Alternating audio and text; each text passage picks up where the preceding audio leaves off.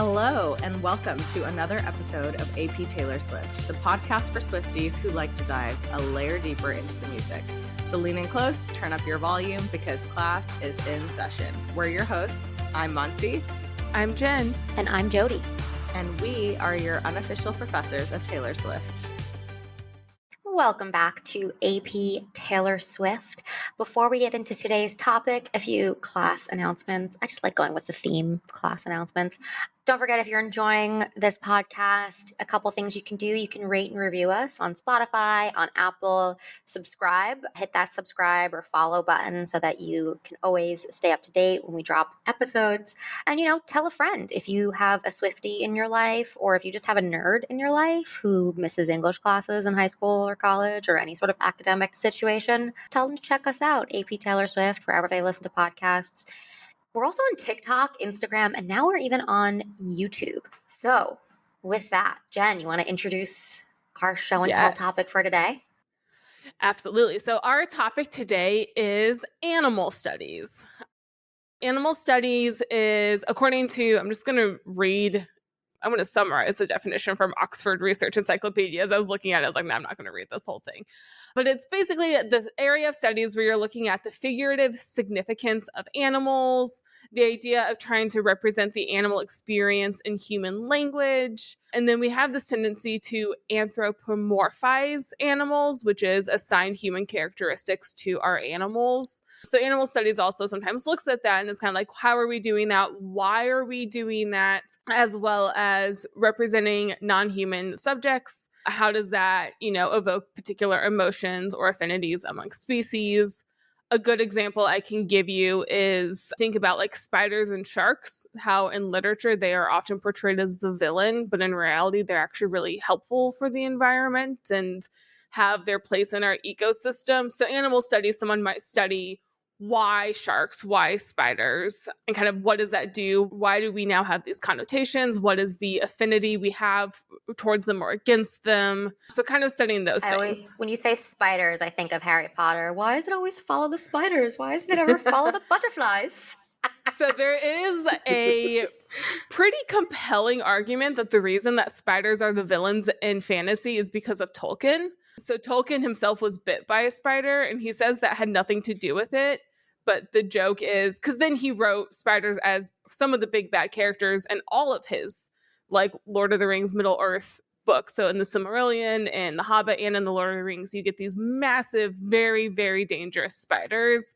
And so much of our fantasy writers now have been inspired by Tolkien. So there's a decent argument that there was one spider that bit Tolkien that kind of ruined it for the rest of them, which is just a funny story to me. I wonder if in folklore there is also a big bad spider, because a lot of Tolkien's work was influenced, but I don't know if that kind of a creature actually exists. Yeah, so I'm actually going to probably bring this up in mine. So if we want to, so maybe we maybe we transition. We can transition a little bit. Okay. So I chose the song White Horse, which is from the album Fearless, which was originally released in 2008 and re-released in 2021, I want to say was Fearless, Taylor's version. It was written by Taylor Swift and Liz Rose.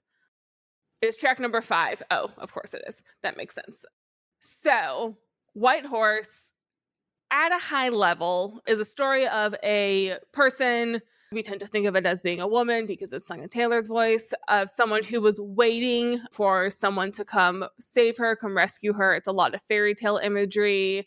And the chorus is, I'm not a princess. This ain't a fairy tale. This ain't Hollywood. This is a small town. Now it's too late for you and your white horse to come around. So we're not deep diving this song. Spoiler alert. Now or in our next deep dive episode. So we don't have to get too much into the purpose of this, but essentially it's a rewriting of this fairy tale of Rapunzel, of all of these. Rapunzel's just a really good example of like someone waiting to be saved, but then the narrative of this song takes a turn and says, actually, you know what? This isn't a fairy tale and you're too late. It's not going to work out. You and your white horse, it's too late for you to save me. I'm moving on. I'm letting go. I'm giving up, essentially. So I'm going to nerd out a lot on this, so tell me if I need to stop talking. But I wanted to start because White Horse is such an interesting image to me. So we're like, we talk all the time that Taylor's putting herself in these narratives where she's interacting with the greats, but to be putting herself in the narrative of this knight in shining armor type of thing is like an insane narrative to be inserting herself into, because it has a massive history that we can definitely get into. But I wanted to start because there's a lot of ways we can go with this. But I'm curious, like for you guys, when you hear white horse, what are the connotations? What is like the context that like come to mind for you with it? Yeah, I really think that, well, I'm really excited, first of all, to get into all of the stuff that you've looked into this, because I'm not super familiar with the wide world of horses. But the first thought that comes to me is that, especially in some cultures, people are really, really into their horse knowledge. Like we've got derby races, we've got horse breeding for many, many years. You go back even further, and horses were the animal of choice for transportation, whether it was pulling a wagon or leading an army or anything. And so the fact that she specifies white horse, and the fact that in fairy tales we've started to associate princes with white horses in particular. Yeah, I mean, the imagery that comes to mind is a creature that's very pure, and I think of like unicorns or like a noble steed. But I am really interested in just the history of how we even got to that point and what white horse signifies, as opposed to just like a tawny horse or a black stallion. You know, like there's so many different kinds of horses. I agree. I think that's a really good point. If a black stallion conveys a different image than a white horse. To me, a white horse is that romantic fairy tale idea of something pure that is going to save you. You know, a prince galloping in on a white horse. And to your point, Jen, like it is such a trope that is recognizable that she doesn't even need to say anything else than it's too late for you and your white horse to come around. And we get everything that tells you exactly what this person is supposed to be. Yeah. It would have been a really different song if she was like, he is a black stallion, or like, I don't know, like, or a wild stallion. Like, that would have been a really different. Oh, we need a horse expert. If she uses the word stallion in any song, we're going to have to revisit this whole topic, because that's a whole other thing. I mean, it's a different context. Yeah. It's a different imagery. The thing I was thinking about too when we were getting into this, the question we always ask is like, why this image in the metaphor? What's the impact of saying a white horse? I mean, the whole song is about being saved, right? And that I don't need to be saved. It's too late for you to save me. Right.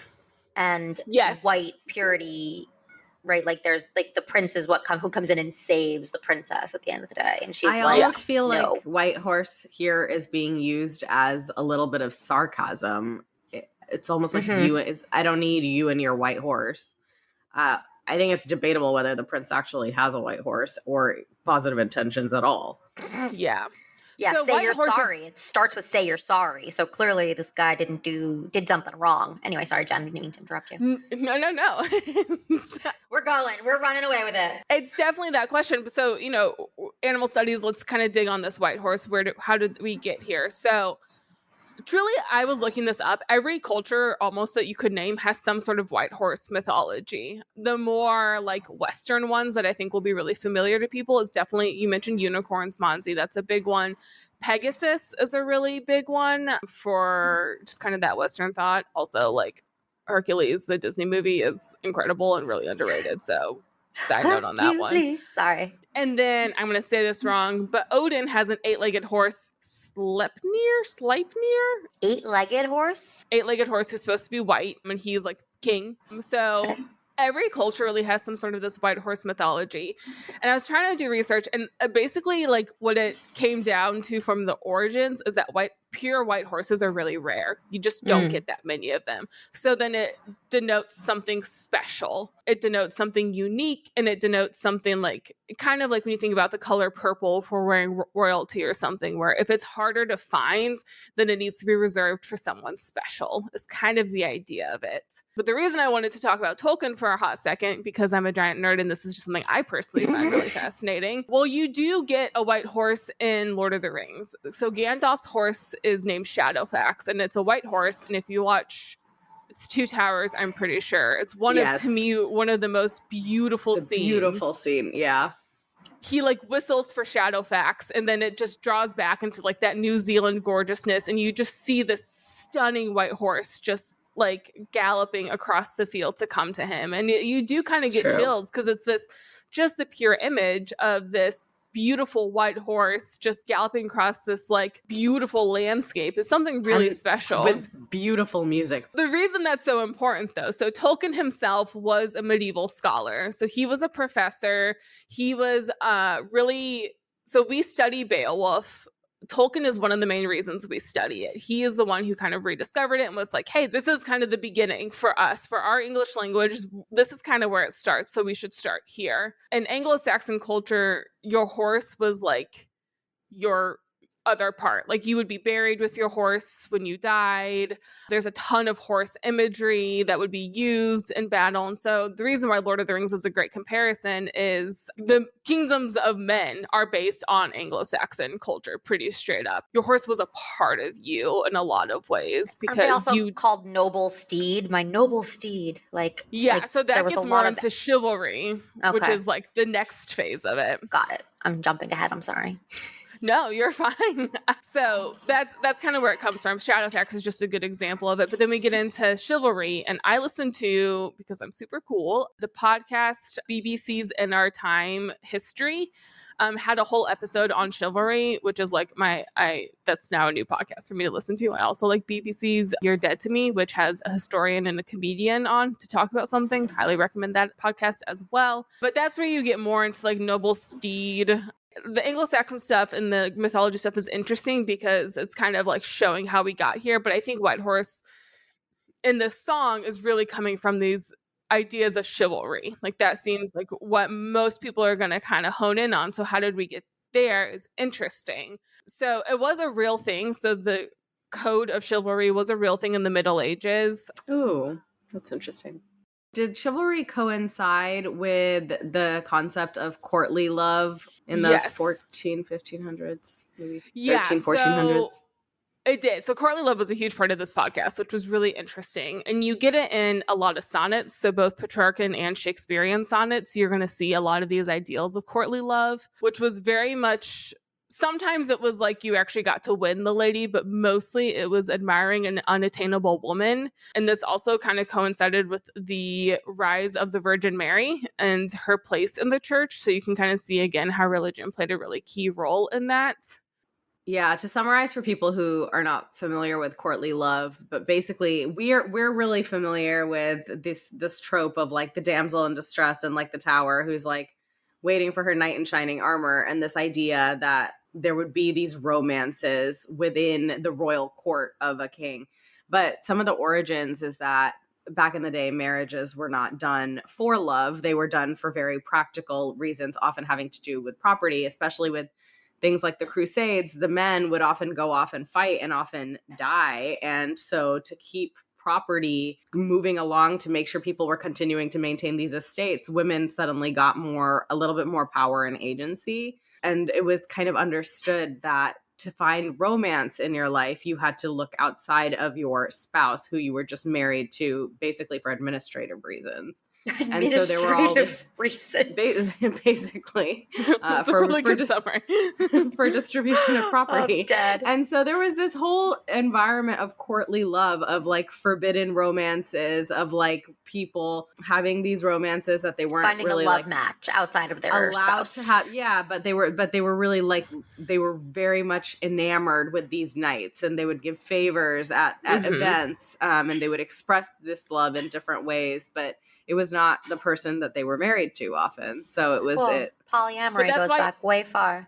Well, that's why it was supposed to be unattainable. You weren't supposed to act. Yeah. It was a love. It was the buildup. It's having a crush on someone, like the popular kid in high school that like you're obviously never going to date, but like you can still have a crush on them. I mean, like it was really common in particular for like the queen. So the best knights would give their favors to the queen. Elizabeth I is a good example of this, of she was the virgin queen. Was she actually? That's up for debate. But all the knights would pay her honor, courtly love. They would admire her. So that's where like that famous crush thing kind of works, where it's like, well, she's the queen, so we have to pay like attention to her. We have to love her. I think that idea of like the romantic knight that will come save you has a lot to do with that. And the fact that they were always associated with horses too. Like here you have the building of the original Prince Charming, perhaps. But that's, I feel like, what this song is saying is bullshit. She's like, this ain't a fairy tale. No one is coming to save me. This whole idea of chivalry and a knight riding in on his white horse, that is not what this is. I am not a princess. This is not a fairy tale. This ain't a fairy tale, excuse me. You're not going to sweep me off my feet. You're not going to lead me up the stairwell. I used to believe in all those things. I was a dreamer before you went and let me down. Now it's too late for you and your white horse to come around. Yeah, and I think what's interesting then is as we get more into this history, so much of this was literal, but then we get into the Victorian era, and one of the big reasons there was a resurgence of these ideas of chivalry and courtly love was a book called Ivanhoe by Walter Scott, and where we get a lot of our modern sensibilities about this in the fairy tales come from this Victorian reclaiming of it. Another good example is the Arthurian legend. Lancelot was genuinely in love with Guinevere. Initially known as the nameless White Knight, Chevalier Blanc, clad in silver steer on a white horse, young Lancelot arrived at King Arthur's kingdom. So maybe Taylor Swift is saying, you ain't Lancelot. Well, that's what the song is. And if you start getting into the story of King Arthur and Lancelot and these white knights throughout like these medieval and Victorian stories, the question is there. It's so interesting that to be a good white knight and the ideas of courtly love kind of implies some form of cheating situation, like emotionally at least, which is where all this context was relevant to get to that point of like 25 minutes later, we are back to say you're sorry. The face of the angel.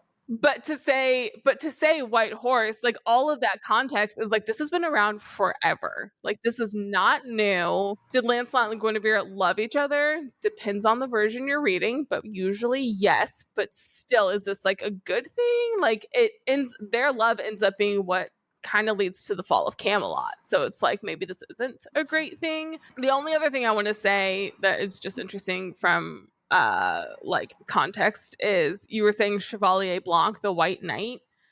The words are really interesting. Chevalier, French word for knight. Cheval is the French word for horse. So when you want to say like, oh, where's the horse in this? Like it is literally built into the word. It's that important that like those words are so related, and also the word chivalry and the word cavalry, and cavalry means mounted army. So even just linguistically, the idea of a knight and his horse have been intertwined together since the words were invented, essentially. So to say white horse, you and your white horse, you're implying a knight. You're implying knight, which then all of that context like is there and it's relevant.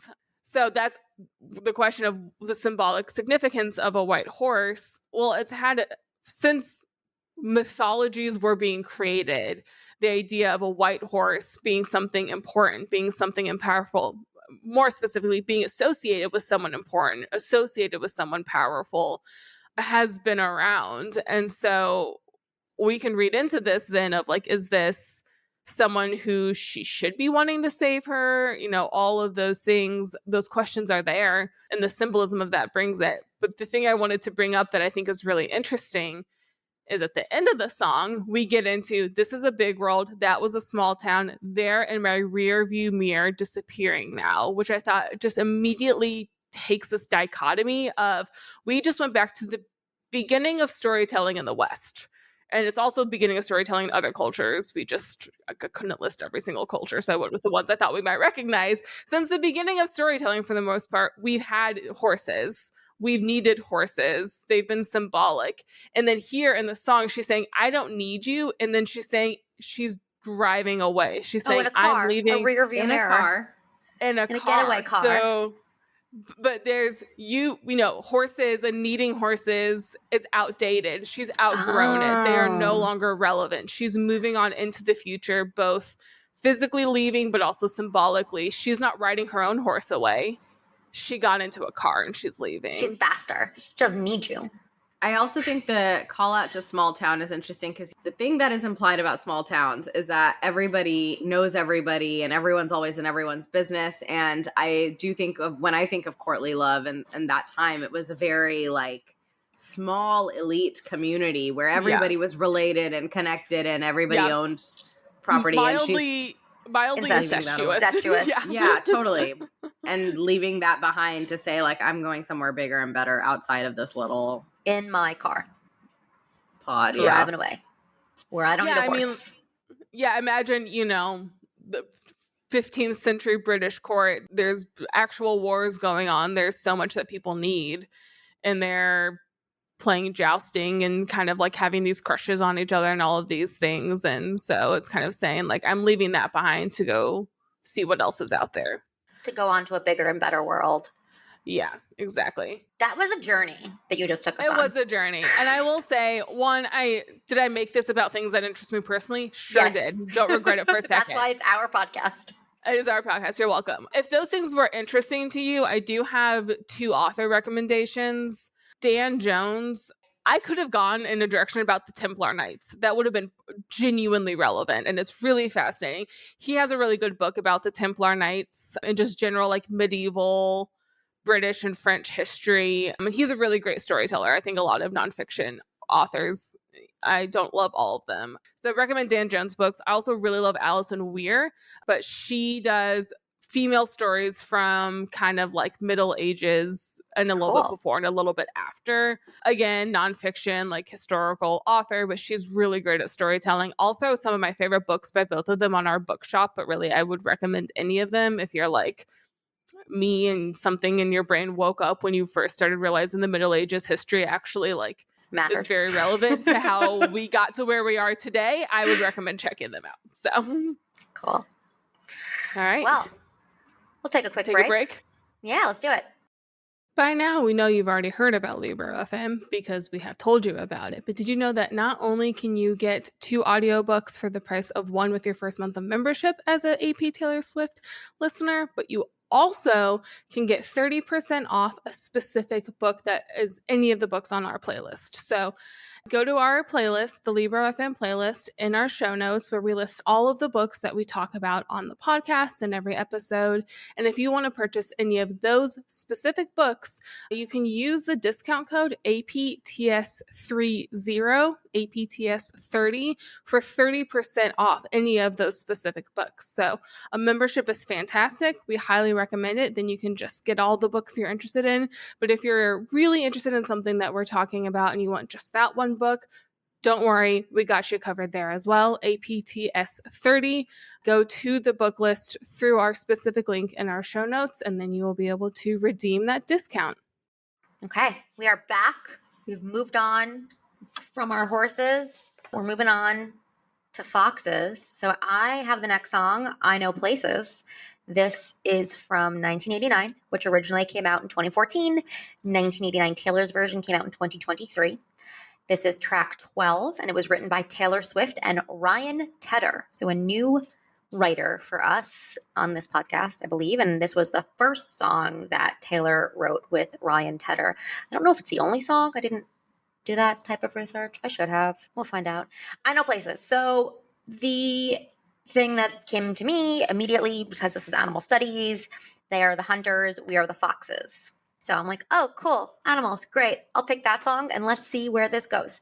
So I think what's interesting here is, so we've got foxes and we have vultures are the other animal that shows up here. See the vultures circling dark clouds. So we've got vultures, they're the hunters, we are the foxes, and the other animal reference we have in this song is they'll be chasing their tails trying to track us down. So the whole idea of this song is being chased, being hunted. You are prey and somebody is out to try and find you and try and like capture you in some capacity.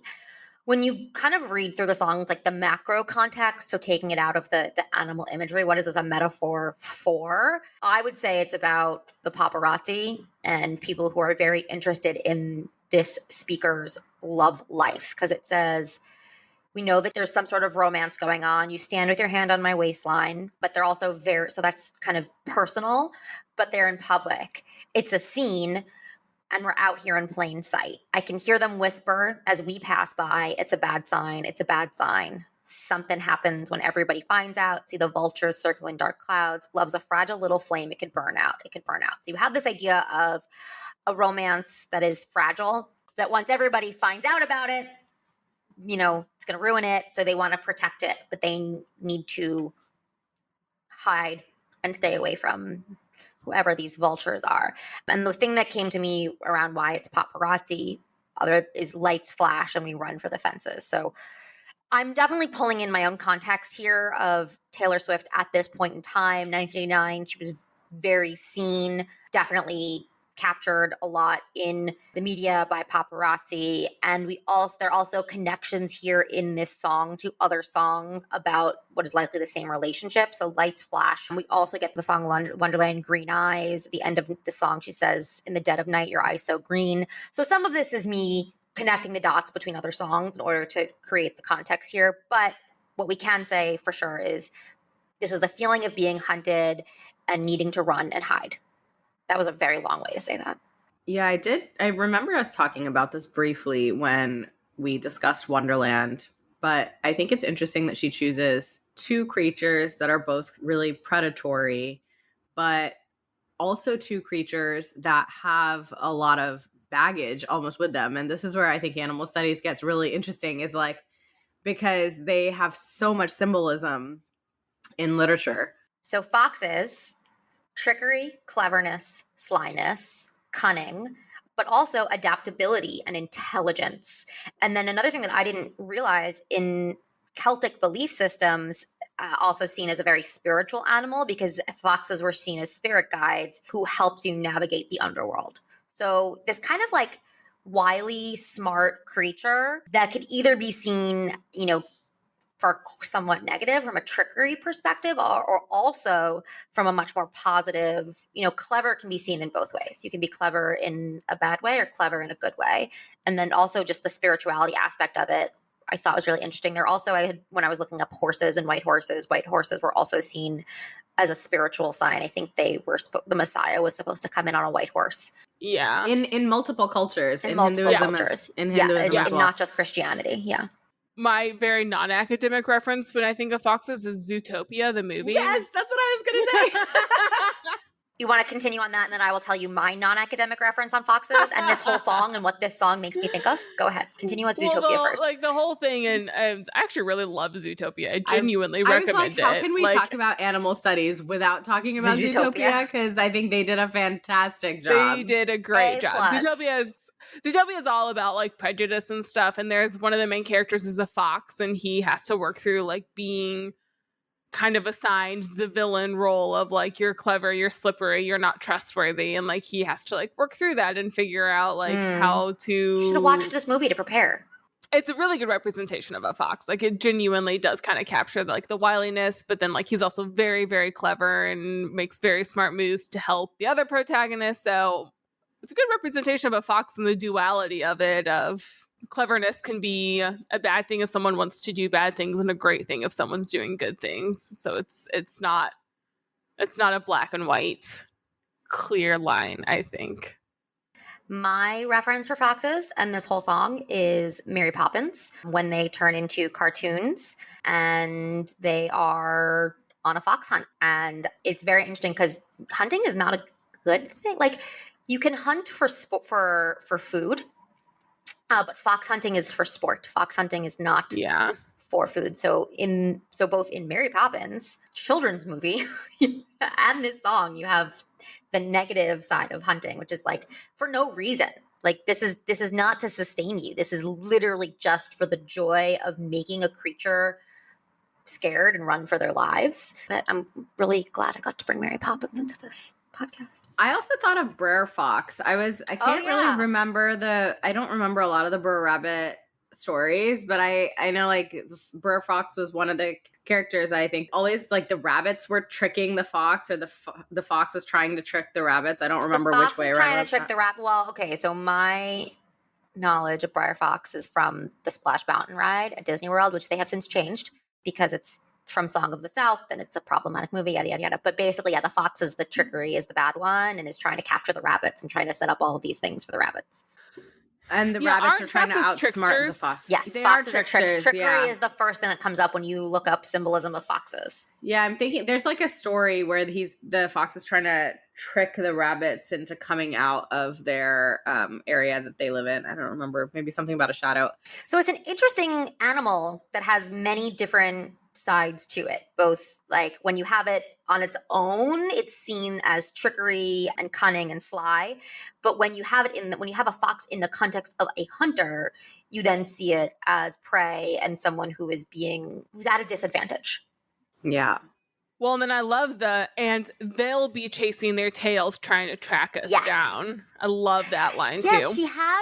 She shows the others. I'm calling it the other side because there's two sides. I guess that's the predator. She shows the predators as animals and she calls them hunters. So I immediately assume a person, but she also calls them vultures.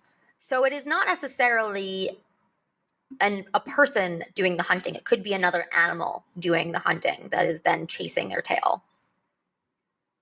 Well, can we talk about vultures for a second? Because vultures is another interesting animal. Like vultures prey on the dead carcasses of other animals. They don't always even do the hunting necessarily. They come in afterwards. Yeah, they're predators, carnivores, someone who preys or exploits, or a person or an organization eager to win advantage from another's difficulties. Yeah, so the exploiting is really important and key, and it's almost like you're not doing the dirty work, but you're here for the spoils. For the spoils, exactly. So that's a very interesting choice in animal, right? Because if you're going to choose any predatory animal, like you could have chosen I don't know, there's so many birds of prey, but to choose that one in particular. Like there's a lot of different, villainous animals that you could choose. I think there's a very ominousness to vultures of you see vultures circling, it's not a good sign. Right. You see the vultures circling dark clouds. So the vultures are in the context of dark clouds. And it's associated with death, very severe. it means death. Yeah. We're going to deep dive this song. So I'm hesitant. I'm like, where's the line? Where's the line between the show and tell and deep dive? However many episodes in, we still haven't figured it out. But I think the imagery of these animals that she chose, I think also now the realization for me that the hunters don't necessarily need to mean a people. It could mean other animals and animal on animal. And what does that mean is another interesting angle here, right? She says they're chasing their tails and she calls them vultures. So you have this duality of animals, similarly to when we did the eco-criticism episode. We had this duality of nature both being majestic and beautiful and something revered in the lakes, but also something ominous and causing a lot of anxiety and darkness out of the woods. I see that here as well, where even within this one song, we have animals both as positive and negative. Yeah, and I think too, I also think the line they take their shots, but we're bulletproof it works really well with the fox imagery because, again, the cleverness, the kind of mythicalness around foxes. Foxes are very slippery. They're very hard to catch. So the idea that we're bulletproof, I think, adds sort of this additional, if we're going with the animals and symbolism, mystical quality to these foxes. That there's something about them that they sort of transcend some of nature, which kind of feels true for real foxes. Did you know foxes live in the city of London? Huh? Where? All over. So, true story. Chris and I were in London visiting friends once, and we were walking, and then we just turned, and there was in an alley was a fox just hanging out. We were in central London, and they were like, "Oh yeah," and there's 20,000 wild foxes just living. There in central are a lot London. of parks. I'm this really was glad. in an alley between buildings. I'm glad you brought this up because actually, when in the very beginning of this discussion, when we said this song contains both foxes and vultures, the first imagery that came to my head, get this, the Disney Robin Hood. Oh yeah, he's a fox. Okay, He's is a fox. and Kind of a handsome fox, and it gives you weird feelings when you're a kid. Always. And it's fine. Well, foxy is a term for someone who's it's always a handsome Yeah. fox, even in Zootopia. Like, we can get into that. But the Robin Hood fox is one of those, a noble creature, steals from the rich, gives to the poor, very slippery, has a lot of those characteristics, but ultimately a good character at heart. The same animal production also has vultures in it, actually, and the vultures are like the sheriff's creatures, and the sheriff of Nottingham is obviously the villain. And you see signs, there's imagery and when they're in the trying to do the jailbreak of the vultures just kind of like looming, keeping an eye on everything. And that was like the initial imagery that I got in my head, because I was like, both of these creatures have been in this production. Here we go. And it's The 50 best fox characters of all time. Robin Hood is number 1. Tom Yes. the Fox of the Hound is number 2. Nick Wilde in Zootopia is number 3. Fox Maid of the Hound. Marian in Robin Hood is number 4. yes, she's also a fox. Yeah. This is now I'm thinking about this even in comparison to White Horse, where she didn't say like we're unicorns, or like she chose an animal that has complicated implications. They're not known for being pure, not known for being, but yeah, like especially for us as She could have been like, we're millennials. rabbits and they're trying to hunt us. And Yeah. like, that would have had a very different context, because rabbits Yeah. are cute and innocent. Yeah. They're seen as innocent, fuzzy little things, like what, like they didn't do anything to you to hurt you. But for us as millennials, we don't really have a lot of fox villains in the stories we grew up with that I can think of. I think the fox is always portrayed as being very clever, but Yeah. maybe misunderstood. Yeah, but so I think it adds this level of complication of like these people, they are running, they're definitely the prey, but it doesn't mean that they're Innocent and Yeah. pure. innocent. The word Yeah. I was looking for. Yep. So that's super interesting. They are the hunters, we are the bunnies, and we hop. I mean, that would have been very different. Just a little different. Oh my god. Oh my god, the bunny Well, hop we'll be- music. The bunny hop music just popped into my head. I laughed so hard at that Peggy woke up from her nap and just turned and gave me the Peggy the angst cat, look. because we are at an Peggy animal the cat. studies Yes. episode. We should clarify that Peggy Yes. is a cat. Peggy is a cat who doesn't like when I disrupt her. We are going to talk more about this because there is definitely more I want to say about this song. I think it's really interesting, but it doesn't necessarily have to do with animals. So I'm going to stop there. We'll take a quick break and we'll come back with our final song of the episode. With the Eras Tour back in action, it is time to be bejeweled once again. If you're looking for rhinestones so you can DIY your Eras Tour outfit, look no further than Crowned Crystals. I rhinestoned my Lover glasses, some t-shirts, and a clear purse, all with Crowned Crystals rhinestones.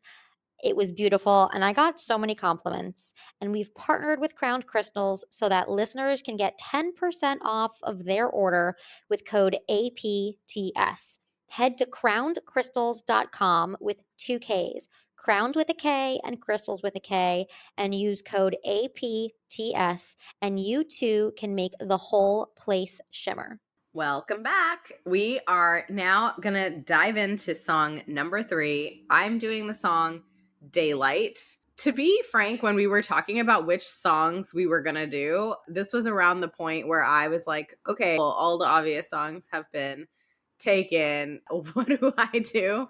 And There's nothing left for Maansi. we had the sad realization that Taylor doesn't actually write about animals very often.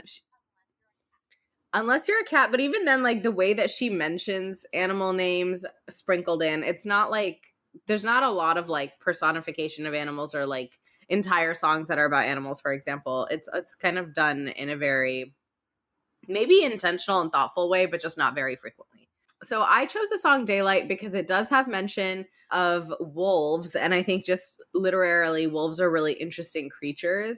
But before we dive into that, the songwriter for the song, shocker, is just Taylor Swift by herself. Continuing your once streak. again. You're not even trying Is that to a do this. criteria? Like, do you It's go not. first through which songs were just written by Taylor alone? No, I just have been happening to stumble upon this, but also I think my favorite songs are the ones that are just written by just her, because I like to pick songs that I actually really like. It was originally released as a part of Lover on their Lover album in 2019, and it is the final track of this album. And yeah, I think this song has some significance in being that last song, because it almost opens up to, I mean, the immediate album after this was Midnight's, but she ended this album with a song called Daylight, and it left on a kind of breathy note. It was Folklore and Evermore, but there's an argument to be made that she didn't intend to have those albums because it wasn't part of the master plan to have a pandemic, yada, yada, yada.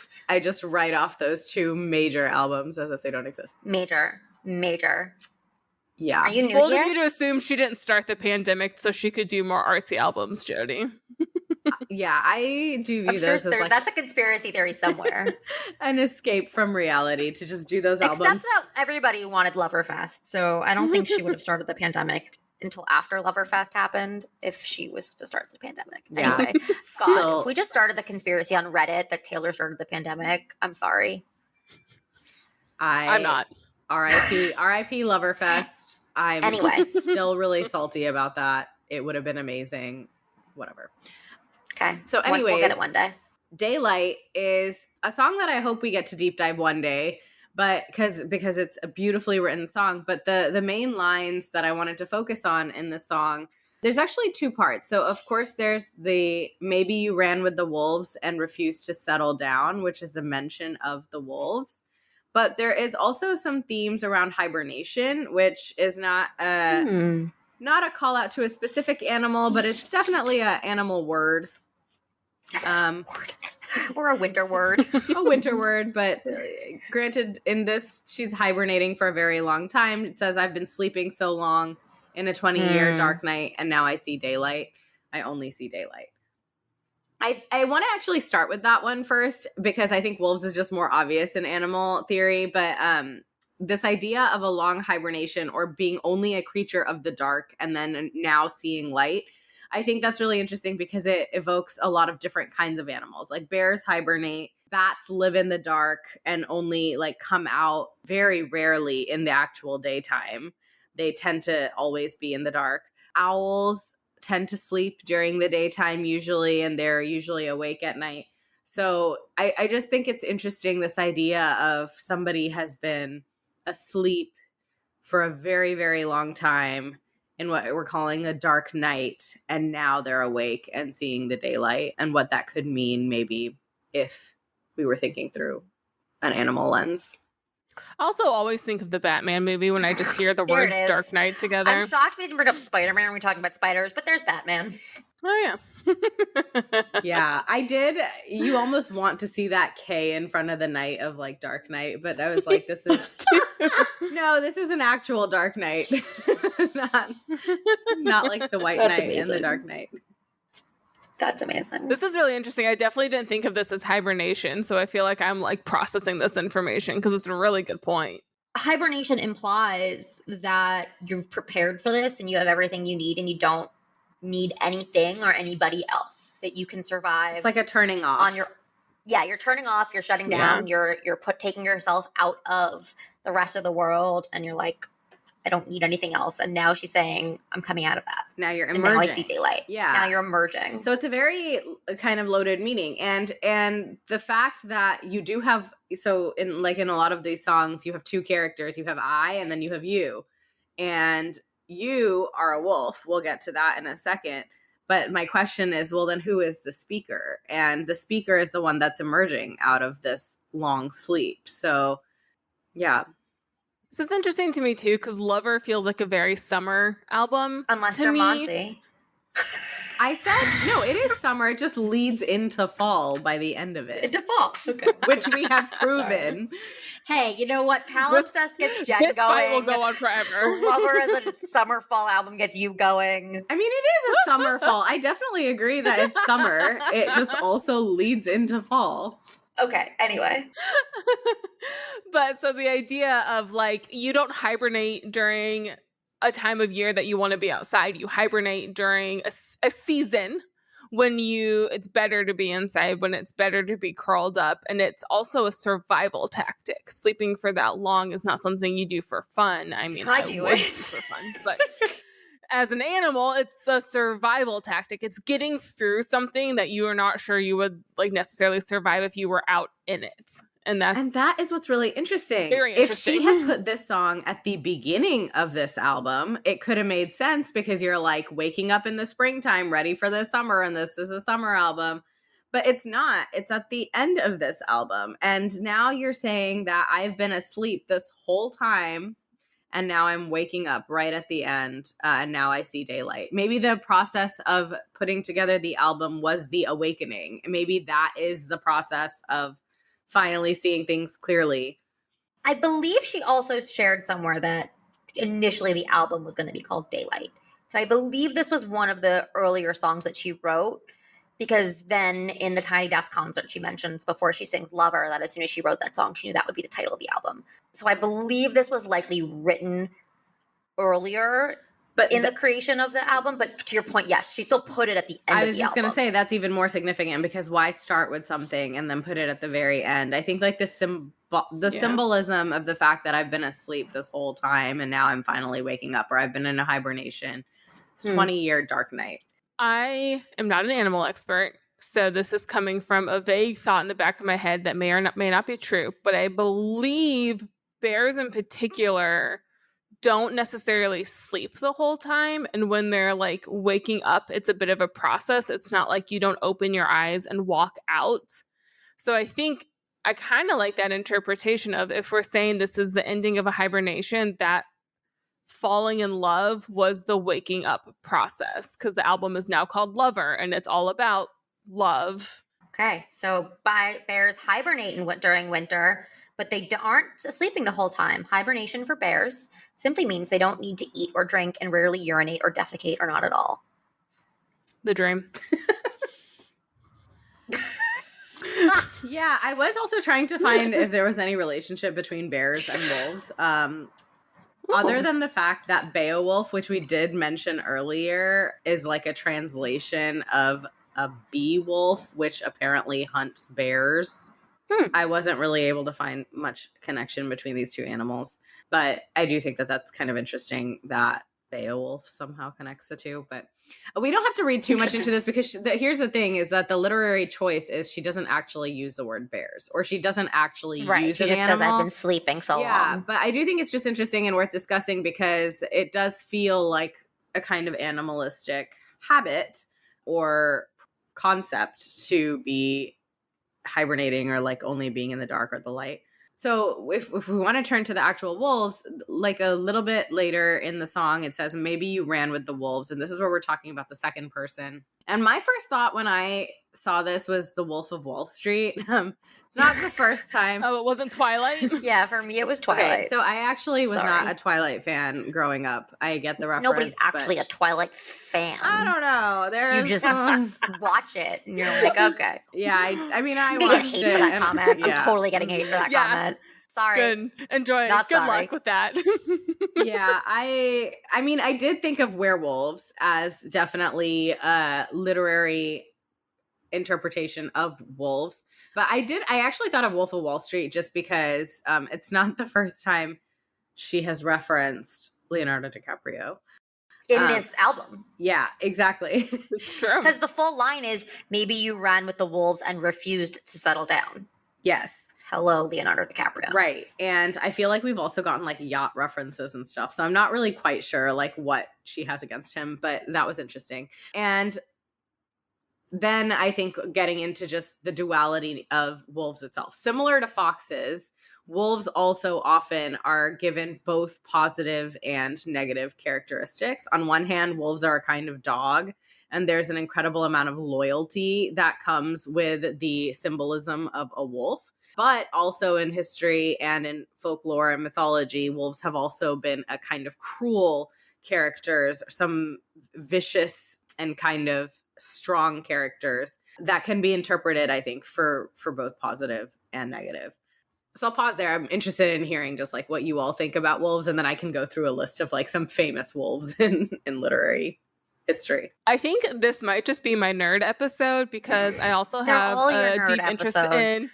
Okay, this is my medieval nerd episode because I Thank have a you. lot of interest in medieval monsters. And some of our first written in English stories of werewolves is really interesting because it was very much this dichotomy of outside of the community versus in the community, to the point that some of the earliest like werewolf stories we have, the way that someone would transform, it wasn't, the full moon wasn't like the thing at the beginning, but it had to do a lot with like clothing. If you were out in the woods and naked, you might transform. I think there's different ways you could transform, but the way you transformed back in a lot of these stories is someone would put your clothes on you and then you would transform back because you were rejoining the community. You were coming back in. That there's this idea of agree or disagree, but that like clothing is what separates the animals from the people. And if you're naked, you can't be in the middle of the town square hanging out. Like that's not what you're supposed to do. So you have to take your clothes, which is also your human identity, very symbolically, to come back in. So the idea of wolves as this like outside is really interesting, of running with the wolves and never settling down. They are pack animals, that's for sure there too, but it's just really interesting. Actually, the fact that you brought that up, because wolves were also, so I think the analogy to wolf was often associated with like mental illnesses back in the day. So it's like there was somebody who was bipolar, or there was somebody who was struggling with some sort of a mental disorder. They were often like being taken over by the wolf, or like they were described as being maybe like lupine in certain instances, or just being the uncivilized wild creature. I think there were parallels. And I think that's also where the original full moon came about from, because there was this idea that people kind of lost their minds around the full moon. Yeah, I mean, in folklore and history, like in Norse mythology, which we've mentioned, there's wolves are associated with positive and negative kind of qualities. We know the werewolf myth. I mean, the fact that it's a werewolf, it's a mixture of man and wolf, also kind of implies a duality, is that you have this kind of more sane side of you, and then you have this wild, uninhibited side of the wolf. Romulus and Remus in Roman lore, of course, the whole city was founded because of these two wolves that were then taken under the wing of this woman who then nursed them into humans. And Sure. And Cool. And then the Zootopia reference. There are wolves in Zootopia, actually. And they, I mean, Little Red Riding Hood. Yeah. Rename this to the Zootopia episode, screw it. Well, I'm going to get to Little Red Riding Hood because it's definitely the big bad wolf. But in Zootopia, they are cops, which I think in the 21st century is loaded in itself. But they're not necessarily evil in any way. I think if I remember, I think they're kind of dumb. They're fun. But they're again strong sense of smell. It's like that exaggeration of like dog, but superior and more loyal. Scarier, but not necessarily evil. The duality too is really interesting. I'm currently rewatching Once Upon a Time, which has been a trip. And to talk about Little Red Riding Hood, they're reimagining fairy tale characters in that show. So this is not the original story, which Maansi, I think you're going to talk about in a second. But her name's Ruby, Little Red Riding Hood, Ruby. You get it. She has like a whole episode where she's having to essentially integrate, where she can't reject her wolf side and her wolf side rejects her human side, and she tries to integrate and accept both sides of herself. In Once is a wolf. Is a werewolf. Huh. A werewolf. That's a twist. in this. Yeah. So that's like the point. Like she is the wolf in the story. She's both. But then in this episode, it's this integration, which I think it's just objectively interesting. But the idea if you ran with the wolves and refused to settle down, I also think we have a lot of modern narratives that you don't have to pick one side, but it's accepting both sides is kind of how you settle down. So I think that's interesting too, of you don't have to deny your wolfness. You just have to figure out how to live with the both. never settling down thing also reminds me of lone wolf, because it's very much like wolves travel in packs, but you have this trope of the lone wolf that has been separated from the pack and is just like on its own. And in stories, we always kind of see the wolf by themselves. So that brings me to like two of the common like children's tale wolves, which is Little Red Riding Hood and the Three Little Pigs, both who are victims to a big bad wolf. And in both of them have a singular wolf. You don't see a pack of wolves or anything. Right. And you have in Little Red Riding Hood, the wolf actually eats the grandmother and dresses up as the grandmother and is lying there. I can't believe we tell this story to children.